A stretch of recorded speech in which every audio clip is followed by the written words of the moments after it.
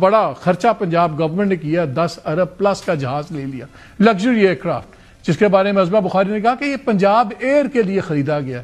10 ارب کا جہاز جو پیورلی لگژری ایگزیکٹو ٹریول کے لیے ہے, جس کو اس وقت اطلاعات یہ ہے کہ وزیر اعلیٰ استعمال کر رہی ہیں, دنیا میں بلینئرز استعمال کرتے ہیں, ایئر لائنز استعمال نہیں کرتی.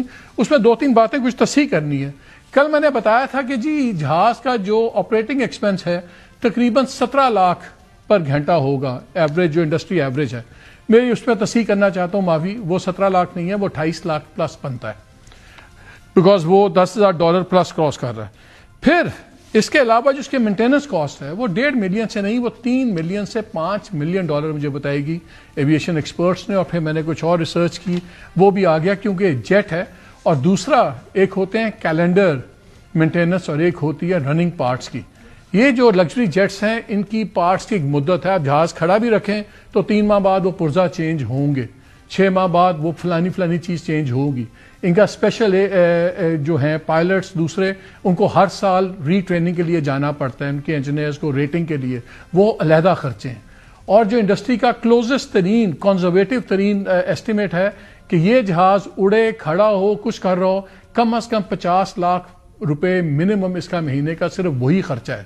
تو ہم سال کا کوئی 50-55 کروڑ روپیہ دیکھ رہے ہیں صرف اس پہ ہونے کا. لیکن اس کی ایک انٹرسٹنگ چیز اور بھی سامنے آئی. یہ جو جہاز ہے اس کے اوپر گلف اسٹریم جو سیریز تھی, یہ شروع کہاں سے ہوئی؟ یہ 70s میں اسرائیلی کمپنی ہے, اسرائیل ایروسپیس انڈسٹریز, وہ آج بھی ہے.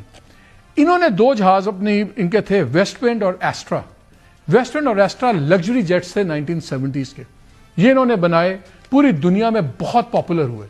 پھر جو پیسہ تھا وہ عربی شیخوں کے پاس تھا مڈل ایسٹ میں, وہ اسرائیلی جہاز لے نہیں سکتے تھے.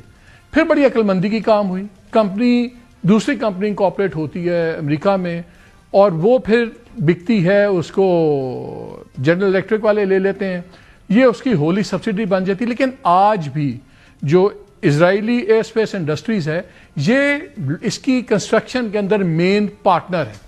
تو یہ جو ہم نے 10-11 ارب کا جہاز لیا ہے, اس میں سے بہت سا پیسہ ہم نے بیسکلی اسرائیل ایروسپیس انڈسٹریز کو ایسے انڈائریکٹ بھیجا ہے, بیکاز وہ اس پروجیکٹ کو کر رہے ہیں. اور یہ اسرائیل کا پروجیکٹ شروع ہوا گلف اسٹریم کا بعد میں, اور اس کے وہ کہیں کہ جی which was later branded and serviced under the Gulfstream name, G100, G200, G280, یہ سارے اسرائیلی کمپنی کے شروع ہوئے تھے. اب اس کی ری پیکیجنگ وغیرہ ہو گئی ہوئی ہے. یہ ہیں ساری چیزیں جو ہو رہی ہیں, لیکن ہمیں کیا پرواہ ہے؟ 12 لاکھ کروڑ لوگوں کو نہیں پتا اگلا کھانا ملے گا کہاں سے, ہمیں کیا پر ہے؟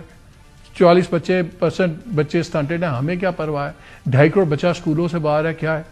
لیکن پلین تو اچھا ہونا چاہیے نا ٹریول کرنے کے لیے, وہ آ گیا ہے. اور آیا کس لیے؟ پنجاب ایئر کے لیے. اور ایک اور چیز میں آپ کو بتا دوں, یہ جہاز اس تک یوز ہو رہا ہے, اس کا کال سائن ابھی بھی امریکن ہے, کیونکہ امریکن رجسٹرڈ تھا. اس کا شاید کال سائن انہوں نے بنایا ہوا ہے پنجاب 2, مجھے بتایا گیا شاید پنجاب 2 ہے اس کا کال سائن.